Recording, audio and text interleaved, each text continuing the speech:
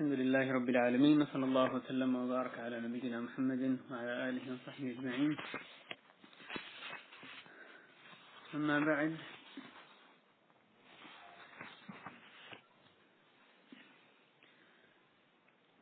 قال رسول الله صلى الله عليه وسلم: ما اجتمع قوم في مجلس فتفرقوا ولم يذكروا الله عز وجل ويصلوا على النبي صلى الله عليه وسلم إلا كان مجلسهم ترة عليهم يوم القيامة. رب اشرح لي صدري ويسر لي أمري واحلل عقدة من لساني يفقهوا قولي. سبحانك لا علم لنا إلا ما علمتنا إنك أنت العليم الحكيم. یہ حدیث مسند احمد کی ہے کہ رسول کریم صلی اللہ علیہ وسلم نے فرمایا کہ جب بھی کوئی لوگ کسی مجلس میں جمع ہوں اور وہ علیحدہ ہو جائیں اور اللہ عز و جل کا ذکر نہ کریں اور نہ ہی اس کے نبی صلی اللہ علیہ وسلم پر درود بھیجیں، سوائے اس کے کہ ان کی وہ مجلس ان کے لیے قیامت کے دن حسرت کا باعث ہوگی. محترم بھائیو بزرگوں، یہ جو اس سے پہلے کہ اس حدیث کی ہم مزید تشریح میں جائیں، اللہ تعالیٰ نے اپنے نبی صلی اللہ علیہ وسلم کے لیے، ان کی صحبت کے لیے جن لوگوں کا چناؤ کیا وہ افضل ترین لوگ تھے، صحابہ کرام رضوان اللہ تعالیٰ علیہم اجمعین، جن کا چناؤ کیا گیا اپنے نبی کریم صلی اللہ علیہ وسلم کی صحبت کے لیے. اللہ تعالیٰ نے اپنی بندوں کی طرف دیکھا، جو بہترین لوگ تھے ان کو چنا اپنے نبی کی صحبت کے لیے. اور ان میں عربی اور اجمی تمام لوگ ملا لیں، لیکن اس امت میں ان سے بڑھ کے کوئی اور، ان سے بہتر لوگ کوئی اور موجود نہیں ہیں. تو وہ افضل ترین لوگ تھے. اپنے دل کے بھی سب سے زیادہ وہ پاکیزہ تھے، علم میں سب سے زیادہ گہرائی میں تھے، اور بناوٹ سب سے کم تھی ان لوگوں میں. ان لوگوں کو اللہ تعالیٰ نے اپنے نبی کی صحبت کے لیے چن لیا، اپنے دین کو قائم کرنے کے لیے، اپنے راہ میں جہاد کرنے کے لیے، اسلام کو نشر کرنے کے لیے چنا. اور ان پر جو خیر کی علامت، یعنی خیر ان کی زندگی میں بھری ہوئی تھی، اور سراسر وہ خیر ہی تھے. ان کے چال چلن میں دیکھیں، ان کے پہننے میں دیکھیں، ان کی وضاقتہ میں دیکھیں، ان کے ہر زندگی کے ہر پہلو میں دیکھیں، اس میں آپ کو یعنی قرآن و حدیث کے مطابق زندگی گزارتے، اپنے نبی کی سچی محبت رکھنے والے، ان کی اتباع کرتے زندگی گزارتے آپ کو نظر آئیں گے. اور حتیٰ کہ ایسی چیزوں میں بھی جس میں ان کو پسند نہیں ہیں، جو چیزیں، جو ایسے احکامات جو نفس کو اچھے نہیں لگتے، لیکن صحابہ کرام کی یہ طریقہ نہیں تھا جو اچھا لگتا ہے اس کو لے لیا، جو برا لگتا ہے، جو نفس کو بھاری لگتا ہے اس کو چھوڑ دیا. کل کے کل دین پر عمل کرنے کی کوشش کرنے والے تھے. اور زندگیاں جہاں پہ وہ دن میں روزے رکھنے والے تھے، حتیٰ گرمیوں کے دن بھی ان کے کتنی مطلب روزے میں گزرتے تھے، تو رات کو اللہ عز و جل کی بارگاہ میں قیام کیا کرتے تھے. تو اس طرح سے اپنے خون کو کس طرح انہوں نے ہلکا، وہ سستا سمجھتے تھے اللہ کی راہ میں. جب اللہ کی راہ میں قتال کی بات آتی تھی، جب اللہ تعالیٰ نے ان سے قرض مانگا تو اپنے مال کی ان کے نزدیک کوئی حیثیت نہیں ہوتی تھی. اللہ کی راہ میں کھلے ہاتھ سے وہ دیا کرتے تھے.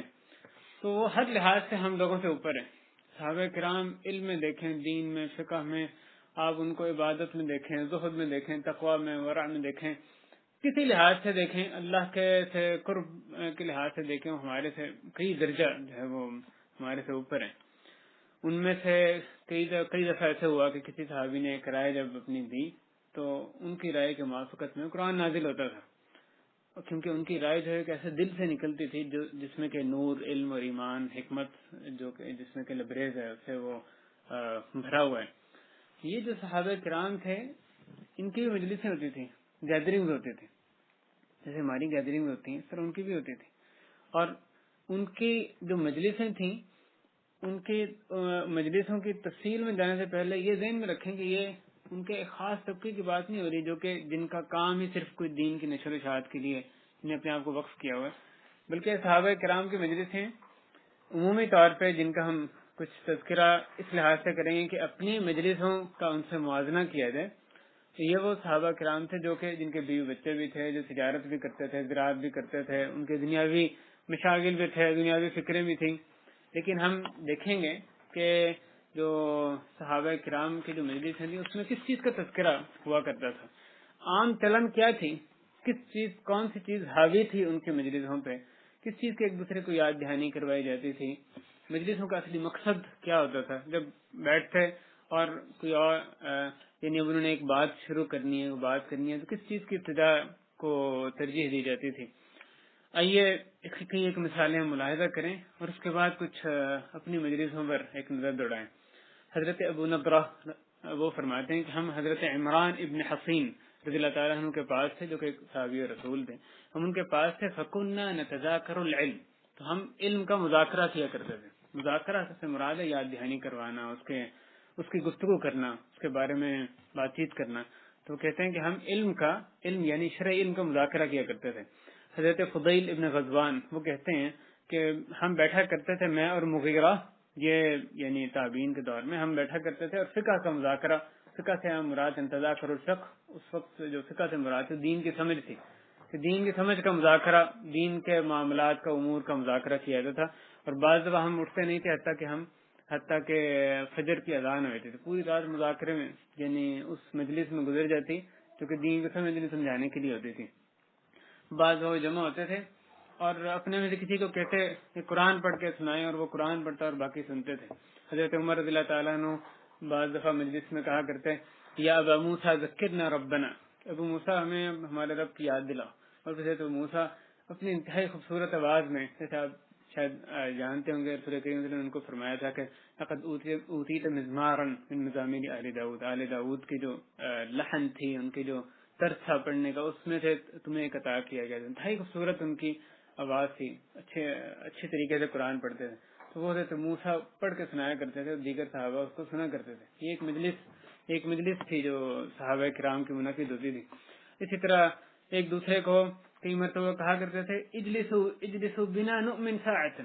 آؤ ہمارے ساتھ بیٹھو، ایک گھڑی پر اپنا ایمان تازہ کر لیں. مقصد تھا مجلس منعقد کرنے کا کہ ایمان تازہ کر لیں. اور نبی کریم صلی اللہ علیہ وسلم نے کئی مرتبہ نفلی جماعت اپنے صحابہ کرام کو نفلی نماز باجماعت پڑھائی. ایک دفعہ آپ صحابہ کرام کی طرف نکلے. اصحاب صفہ آپ جانتے ہیں، بھی مدینہ میں لہذا سے ایک یعنی ان کی جگہ معروف ہے. تو وہ اصحاب صفہ کے پاس نکلے اور ان میں سے ایک قاری تھے جو قرآن پڑھنے والے، وہ قرآن پڑھ رہے تھے، باقی جو اصحاب صفہ تھے وہ سن رہے تھے. رسول کریم صلی اللہ علیہ وسلم کو یہ مجلس ایسی پسند نہیں کہ آپ بھی وہاں بیٹھے اور آپ بھی ان کی جو تلاوت ہے وہ سننے لگے. حالانکہ آپ پر نازل ہوا تھا، رسول کریم صلی اللہ علیہ وسلم پر نازل ہوا تھا، لیکن آپ اس مجلس میں بیٹھے اور ان صحابی کی تلاوت سننے لگے. حضرت جابر رضی اللہ تعالیٰ عنہ فرماتے ہیں کہ ہمارے پاس رسول کریم صلی اللہ علیہ وسلم تشریف لائے اور ہم قرآن کریم کی تلاوت کر رہے تھے. ہم میں سے کوئی اعرابی تھے، یعنی بدو بھی ساتھ تھے، اور اجمی لوگ بھی ساتھ تھے، جو عرب نہیں وہ بھی ساتھ تھے، اور سارے پڑھ رہے تھے. رسول کریم صلی اللہ علیہ وسلم نے غور سے سنا جو سب پڑھ رہے تھے. ظاہر ہے جو اجمی لوگ ہیں یا جو اعرابی لوگ ہیں وہ اتنے اچھے طریقے سے قرآن نہیں پڑھ سکتے جیسے کہ ایک عرب جس نے سیکھا ہوا ہے باقاعدہ، جس کی زبان ہے، وہ جیسے پڑھ سکتے ہیں. رسول کریم صلی اللہ علیہ وسلم نے سنا اور فرمایا اقرأوا فکل حسن، کہ پڑھو قرآن، تم سب اچھے طریقے سے پڑھ رہے ہو. یعنی ٹھیک ہے کوئی تجوید میں ترتیل میں کوئی زیادہ بہتر ہے، کوئی کم اچھا ہے، لیکن جب تک تم اس کے حروف، اس کے جو مخارج ہیں، جو بنیادی جو اس کے مطالبات ہیں پورے کر رہے ہو قرآن پڑھنے کے، تم سب اچھے طریقے سے پڑھ رہے ہو. اس کے آگے رسول اللہ نے ایک خبر دی کہ آپ نے فرمایا کہ ایک ایسی قومیں آئیں گی وَسَيَجِيءُ أَقْوَامٌ يُقِيمُونَهُ كَمَا يُقَامُ الْقَدَحُ يَتَعَجَّلُونَهُ وَلَا يَتَأَجَّلُونَ. ایسی قومیں آئیں گی، ایسے لوگ آئیں گے جو کہ قرآن کو ایسے سیدھا کیا کریں گے جیسے کہ تیر کو سیدھا کیا جاتا ہے. ان کا مقصد ہی سارا یہ ہوگا تکلف بناوٹ کے ساتھ، یعنی پورا مقصد یہ قرآن کو سیدھا کرنا ہے، اس کو بس ایسے پڑھنا جیسے کہ تیر کو سیدھا کیا جاتا ہے. لیکن اس سارے کا اس کا قرآن پڑھنے کا مقصد کیا ہوگا؟ يَتَعَجَّلُونَهُ وَلَا يَتَأَجَّلُونَ. اس میں وہ جلد بازی کریں گے اور تاخیر نہیں کریں گے. اس کا ثواب حاصل کرنے میں، جو کچھ وہ کام کر رہے ہیں اس کا صلہ لینے میں جلد بازی کریں گے. مقصد ان کا اس دنیا میں اپنے مدح کروانی ہوگی، لوگوں سے واہ واہ کروانی ہے، وہ کہا جائے قاری ہے، یا کوئی اس پہ تنخواہ وصول کرنی ہے، کوئی بھی دنیاوی فائدہ حاصل کرنا، وہ مقصد ہوگا. ولا يتأجلون، اور ثواب کو جو دیر کا ثواب ہے جو آخرت میں ملنے والا ان کا مقصد نہیں ہوگا. آپ کو نظر آتا ہے آج کل بعض دفعہ قرآن کیسے پڑھاتے ہیں، جیسے اہل فسق کے جو گانے ہوتے ہیں فساق جیسے پڑھتے ہیں، بعض دفعہ انہی کے اصول کو لے کے انہی کے ٹون پہ قرآن مجید کو پڑھاتے ہیں، اور آج کے لیے ہو رہا ہے، یعنی کئی طبقوں میں یہ معروف بات ہے، قرآن کو گانے کی جو ٹون ہے اس پر وہ ان اصولوں کے اوپر وہ پڑھتے ہیں، شاید یہ حدیث جو انہی پر مطلب صادق بھی آتی ہے۔ تو آپ نے اپنے صحابہ کی جہاں پر مدح رسائی کی اور کہ وہ قرآن پڑھ رہے تھے، ساتھ ہی ایک آنے والے جو ایک برا طبقہ ایک امت کا، اس کی آپ نے خوشخبری بھی دی۔ نبی کریم صلی اللہ علیہ وسلم کے صحابہ جب ان کی مجلس ہوتی تھی تو وہ تذکرہ کیا کرتے تھے موت کا، اور موت کے بعد آنے والے جو مراحل ہیں اس کا تذکرہ کیا کرتے تھے۔ ایک دفعہ حضرت حذیفہ بن اسید الغفاری وہ فرماتے ہیں رضی اللہ تعالیٰ عنہ کہ نبی کریم صلی اللہ علیہ وسلم ہمارے پاس تشریف لائے اور ہم مذاکرہ کر رہے تھے، تذکرہ کر رہے تھے، بات چیت گفتگو کر رہے تھے۔ تو آپ نے آ کے پوچھا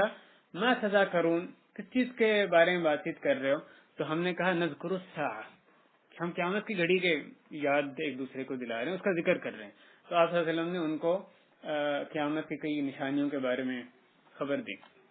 یہ دیکھیں ایک اور یہ مجلس کا تذکرہ ہے، رسول اللہ علیہ وسلم کے آنے سے پہلے کس چیز کے بارے میں مجلس ہو رہی تھی؟ قیامت کے بارے میں۔ ایک اور اسی طرح سے وہ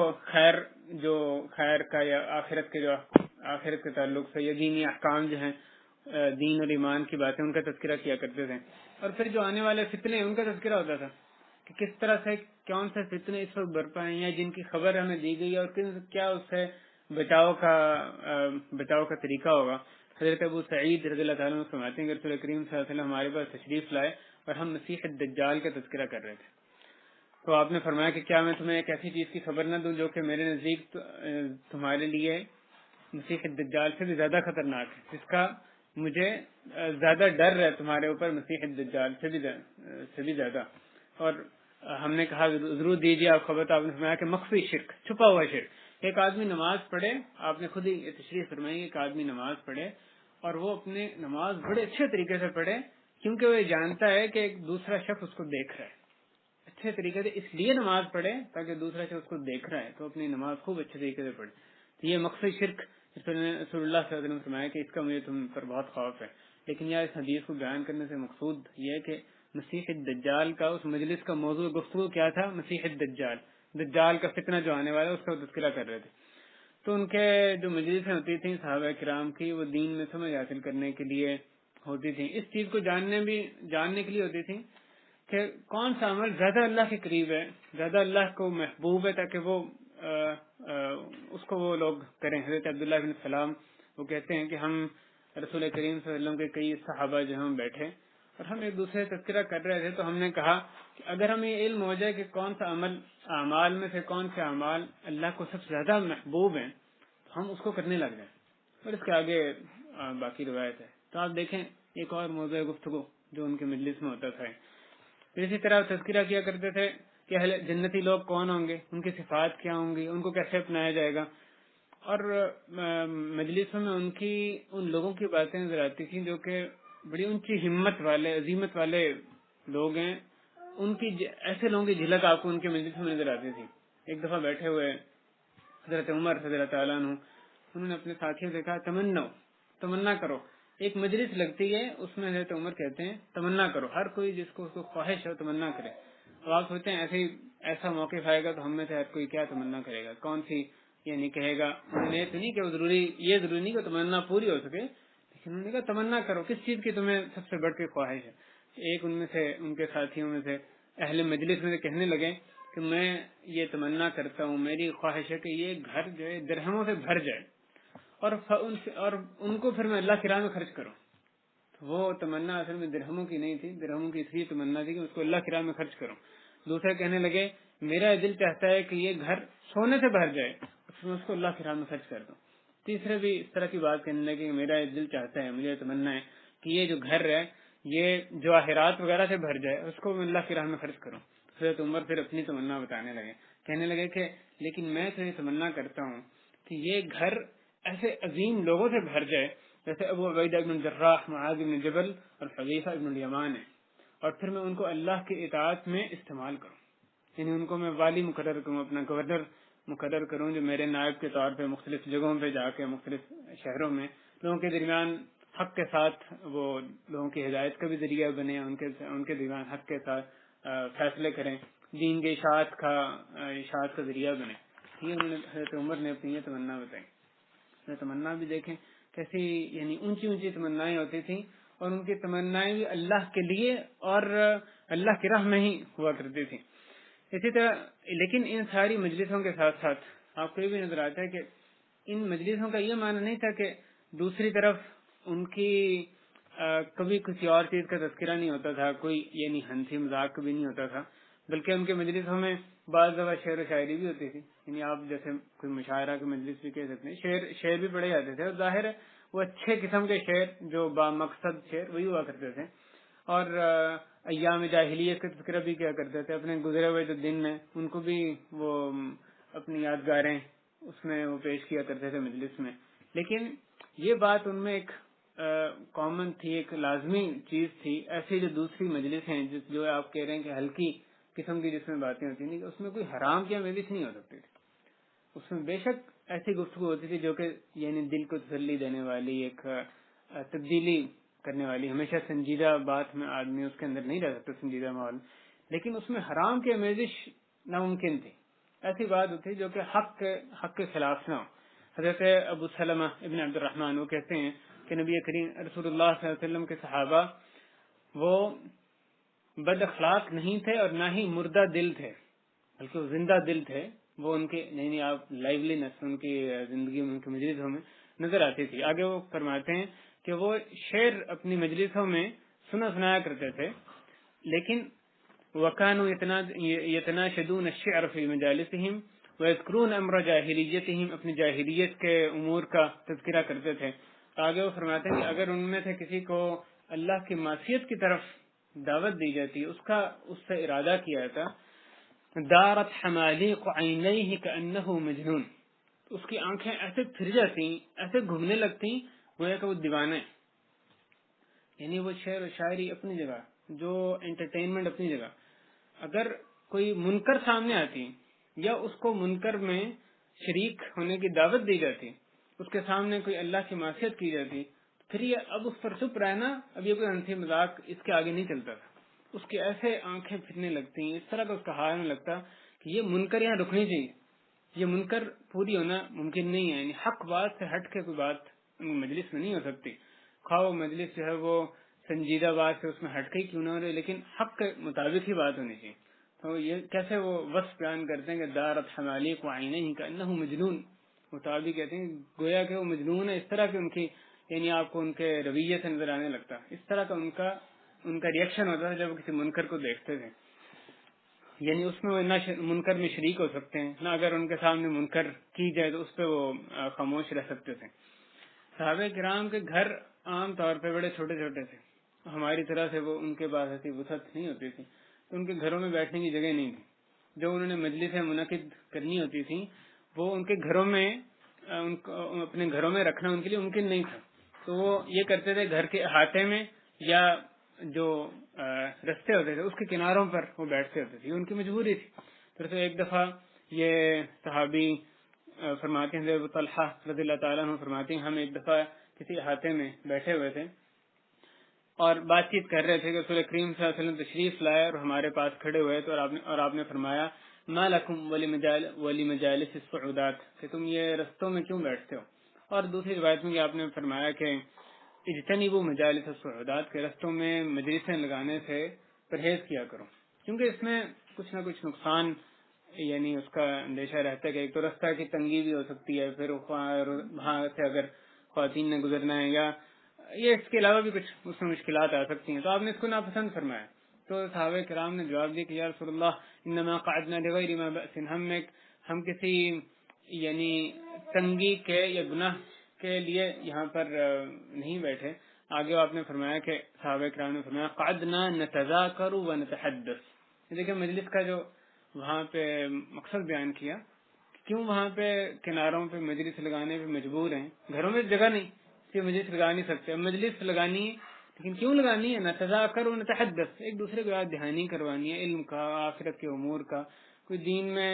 کی سمجھ کی باتوں کا مذاکرہ کرنا ہے, ایک دوسرے کو یاد دہانی کرانی ہے, اس لیے مجلس لگانی ہمارے لیے ضروری ہے. اندر جگہ نہیں تو اس کے علاوہ کوئی چاہ رہا نہیں کہ رستوں کے کناروں پہ ہم مجلس اپنی لگائیں. رسول کریم صلی اللہ علیہ وسلم ان کو فرمانے لگے کہ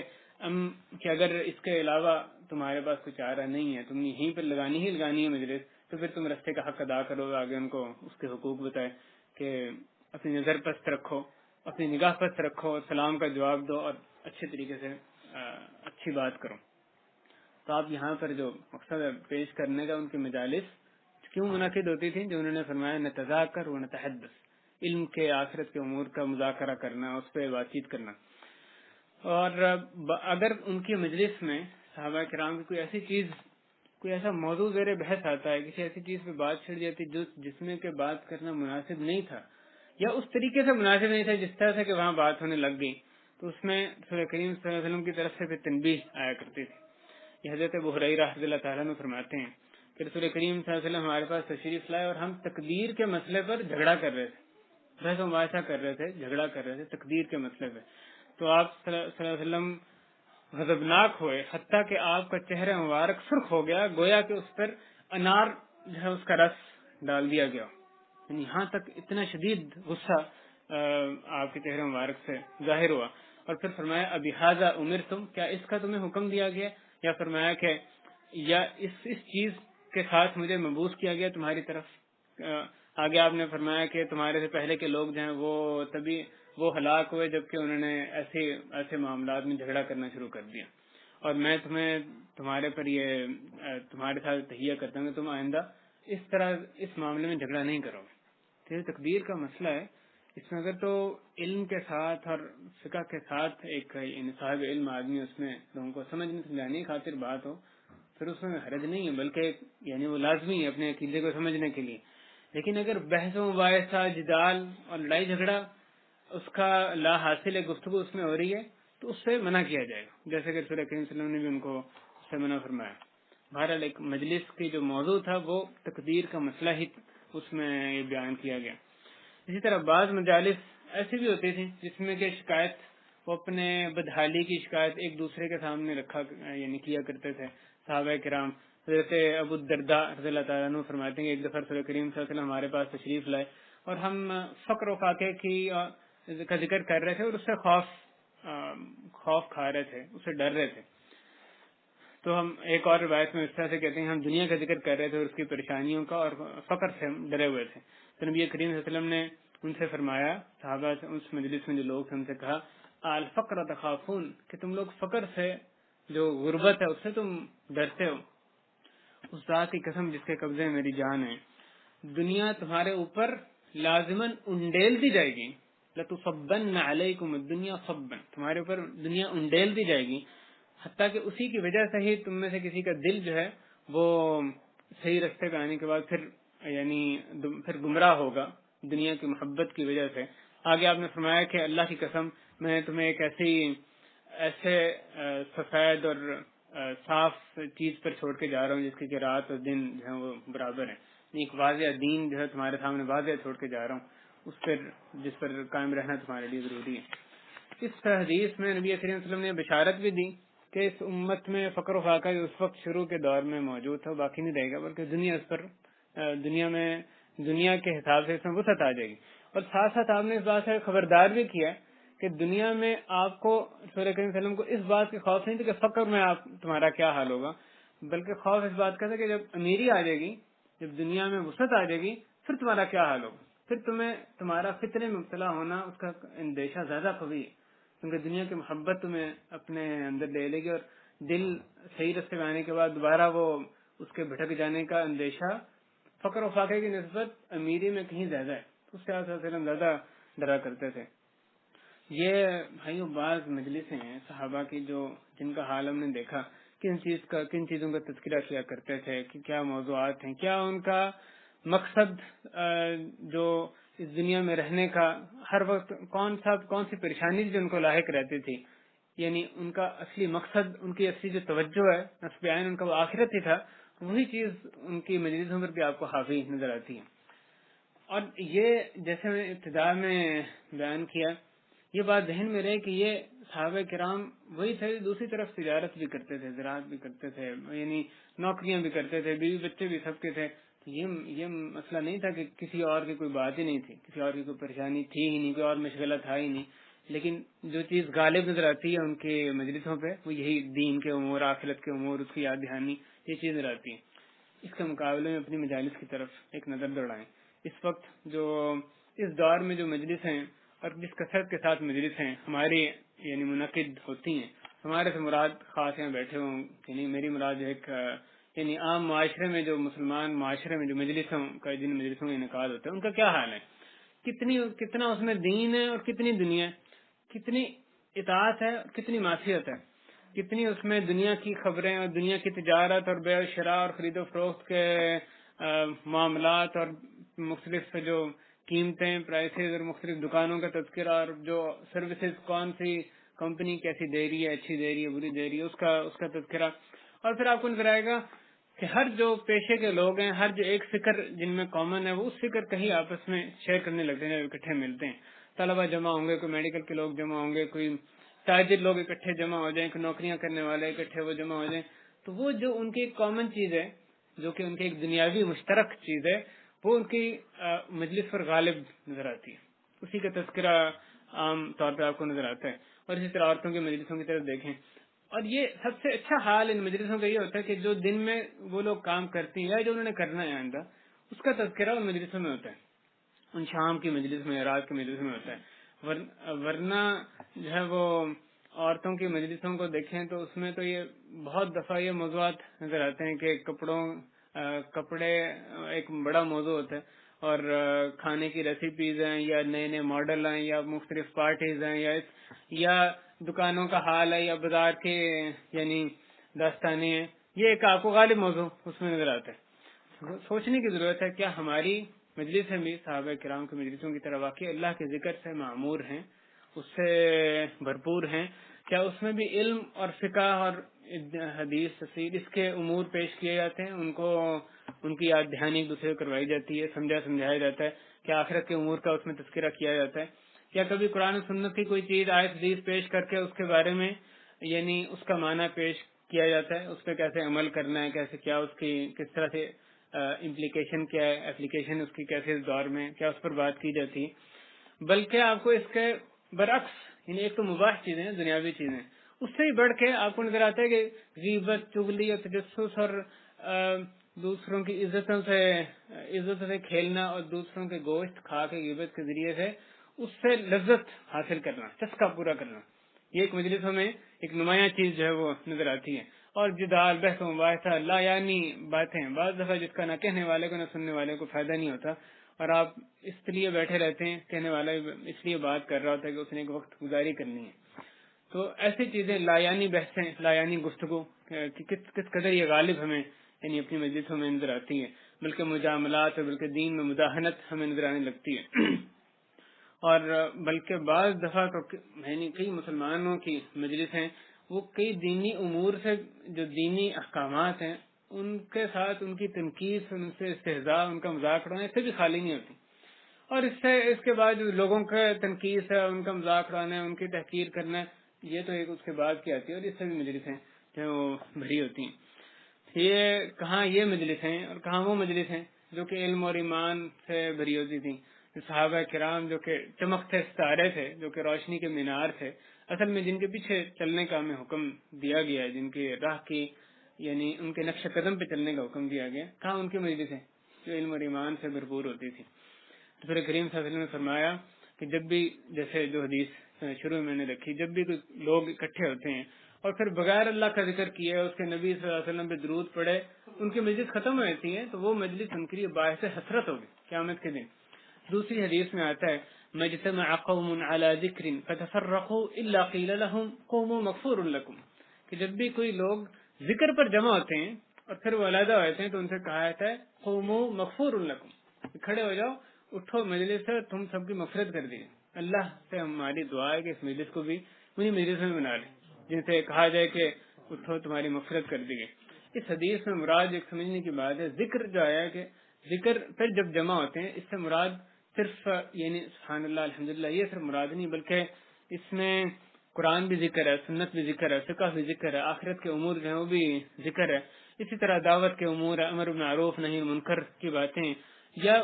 معاشرے کو سدھارنے، اس کو دوبارہ دین کی طرف لانے کی بات ہے، اپنی خاندان کی اسلامی تربیت کی بات ہے، اپنی نفس کی تربیت، اپنے بچوں کی تربیت، اسلامی تربیت، اس کے امور ہوں، یا حلال و حرام کی سمجھ کی باتیں ہوں، یا اسلام کو پہنچانے، اس کی دعوت عام کرنے، تبلیغ اسلام کی باتیں ہوں، یا اسی طرح سے مختلف جو یعنی صدقے کی مختلف صورتیں ان کی یا دہانیوں، یہ تمام امور جو ہیں یہ ذکر کے اندر آتے ہیں، جس کا حدیث میں تذکرہ کیا گیا کہ جب بھی ذکر پر لوگ جمع ہوتے ہیں تو ان کو یہ نوید اللہ تعالیٰ کی طرف سے ان کو سنائی جاتی ہے. اور ایسے اچھی مجلسیں وہ ہوتی ہیں جب آپ ان کے میں بیٹھے ہیں، اچھے لوگوں میں اچھے ساتھی وہ ہوتے ہیں کہ ان کے ساتھ بیٹھیں تو آپ کے لیے اچھی باتوں کا ایسے انتخاب کریں، جیسے کہ جب پھل ہم خریدتے ہیں تو اس میں اچھے اچھے پھلوں کا انتخاب کرتے ہیں. باتیں کہنے کو بہت سی ہوتی ہیں، لیکن اچھے ساتھی اچھی مجلسیں وہ ہیں جن میں بیٹھنے والے ایک دوسرے کے لیے اس طرح چن کے اچھی باتوں کا انتخاب کریں جس سے کہنے اور سننے والے کو فائدہ ہو. اس طرح کہ ہم جب چیزیں خریدتے ہیں، پھل سبزی خریدتے ہیں، اس میں اچھی چیزوں کا انتخاب کرتے ہیں. مجلسوں کی ایک اور صورت ہے جس کا ذکر کیے بغیر یہ موضوع یعنی پورا نہیں ہو سکتا، اور وہ الیکٹرانک مجلس ہیں، جو کہ اس دور میں بعض دفعہ بلکہ اکثر اوقات جو آمنے سامنے کی مجلس ہیں ان پر غالب آ گئی ہیں، ان پر زیادہ بھاری ہیں. الیکٹرانک مجلس ہیں جو کہ دونوں جو طرفین ہیں اس میں وہ مانیٹر کے پیچھے بیٹھے ہوتے ہیں اور انٹرنیٹ پہ وہ اس مجلس کا انعقاد ہوتا ہے. وہ مجلس ہی ہے، خواہ وہ آپ اس کے سامنے دوسرے کے ساتھ پہلو بیٹھیں یا وہ اپنے اسکرین کے پیچھے بیٹھے، تو وہ بھی مجلس ہی. اس سے مجلس کے احکام بھی آئیں گے اور مجلس ہی اس کو تصور کیا جائے گا، اور اس کا بھی اثر اس طرح سے ہی ہو کر رہے گا انسان پہ، جس طرح سے کہ یعنی جو دو بیٹھ کر جس طرح مجلس ہوتی ہے اس کا اثر ہوتا ہے. تو آج کل جو مجلس ہیں یہ ہوتی ہیں، چیٹنگ ہو، گروپس بنائے جاتے ہیں، فورمز بنائے جاتے ہیں انٹرنیٹ پہ، کس طرح سے یہ فیس بک ہے، ٹویٹر ہے اور اس قسم کی جو اور کئی ایکسچینج سروسز ہیں. اس میں کیا ہوتا ہے ایسی مجلسوں میں، ان میں کون سے موضوعات زیر بحث لائے جاتے ہیں؟ کہتے ہیں کہ اس میں چیٹنگ ہوتی ہے، لیکن آپ دیکھیں غور کریں اس میں جن چیزوں پر بات کی جاتی ہے اس میں کیا موضوعات ہیں، کس قدر اس میں اگر آپ پورے اوور آل دیکھیں جو امت اسلامیہ کے افراد ان فیسلٹیز کو استعمال کرتے ہیں تو کس قدر اس میں جو جنس کا موضوع ہے وہ زیر بحث لایا جاتا ہے، کس قدر جو یعنی غلیظ جو لطیفے ہیں ان کو ان کے ذریعے سے پھیلایا جاتا ہے، کس طرح سے بے حیائی کی چیزوں کو ان نیٹ ورکس کے ذریعے سے عام کیا جاتا ہے. اور یہ چیزیں جو غلط استعمال ہے صحیح استعمال پر کہیں زیادہ غالب ہے. جو غلط استعمال ان چیزوں کا وہ صحیح استعمال پر غالب ہے. بے شک ان چیزوں کا صحیح استعمال ہو سکتا ہے، لیکن جو واقعی اس وقت جو صورتحال ہے وہ یہی ہے کہ ان کا غلط استعمال صحیح استعمال پر غالب ہے. اور یہ ان مجلسوں کا بھی اس طرح سے اثر ہو کر رہتا ہے جس طرح سے کہ دوسری مجلسیں. تو ان مجلسوں میں بھی اگر بیٹھنا ہی بندے نے اس مجلس کا بھی انعقاد کرنا ہے تو اس میں وہی موضوعات زیر بحث آنے چاہیے. اس میں کیوں نہ وہ بندہ ایک آیت لے کر آئے کہ اچھا یہ آیت ہے، اس سے کیا پتہ چلا ہے، اس میں کیا ہے اپلیکیشن اس کی کیسے ہے، ہم کہاں سے انحراف کر رہے ہیں، جو بھی ایسا کوئی اور دینی موضوع، کوئی امت اسلامیہ کے ہموم جو ان کی پریشانیاں وہ لے کر آئے، مسلمانوں کے حالات زیر بحث لے کر آئے، اس میں ہم کیسے ان کی مدد کر سکتے ہیں، اس طرح کے موضوعات زیر بحث لے کر آئے. نہ ہی کہ دوسری طرف جو ٹیڑھے موضوعات ان کی طرف ان کا رخ کیا جائے. صحابہ کرام جو سلف صالحین تھے وہ کوشش کرتے تھے، دعا کرتے تھے کہ اللہ اچھے ہم نشین میسر فرما دے، جلیس ہم صالحن، اے اللہ ہمیں ایسے لوگ میسر کر دے جو ہمارے ساتھ بیٹھنے والے ہیں جو کہ نیک لوگ ہوں. اس بارے میں ہمیں مختلف قصے سلف صالحین سے ملتے ہیں. حضرت علقمہ ایک تابعی تھے، وہ فرماتے ہیں کہ میں شام میں گیا تو میں نے 2 رکعت ادا کی اور پھر میں نے کہا آپ دعا پہ غور کریں، یہ دعا جو ایک تجلیل القدر امام تابعی کی دعا جیسے علقمہ کی، وہ دعا کرتے ہیں اللہم یسر لی جلیسا صالحا، کہ اللہ مجھے صالح جلیس اردو میں استعمال ہوتا ہے، جلیس کا یعنی ہم نشین، رفیق، ساتھی، تو مجھے نیک جلیس میسر فرما دے. اور پھر میں وہ کہتے ہیں کہ میں کچھ لوگ وہاں تھے، کچھ لوگ قوم تھی، کچھ لوگ بیٹھے تھے، وہاں پہ گیا، میں ان کے ساتھ بیٹھ گیا اور پھر ایک شیخ آئے، شیخ سے مراد ایک معمر شخص یعنی زیادہ عمر کے ایک شخص آیا اور وہ میرے ساتھ میرے پہلو میں بیٹھ گئے. میں نے پوچھا لوگوں سے کہ یہ کون ہے، تو انہوں نے کہا کہ ابو الدرداء ہیں، حضرت ابو الدرداء صحابی رسول صلی اللہ علیہ وسلم وہ تھے. تو وہ کہتے ہیں کہ میں نے حضرت ابو الدرداء کو کہا کہ میں نے اللہ سے دعا کی تھی کہ مجھے نیک جلیس میسر فرما دیا، تو اللہ نے آپ کو میرے لیے میسر فرما دیا.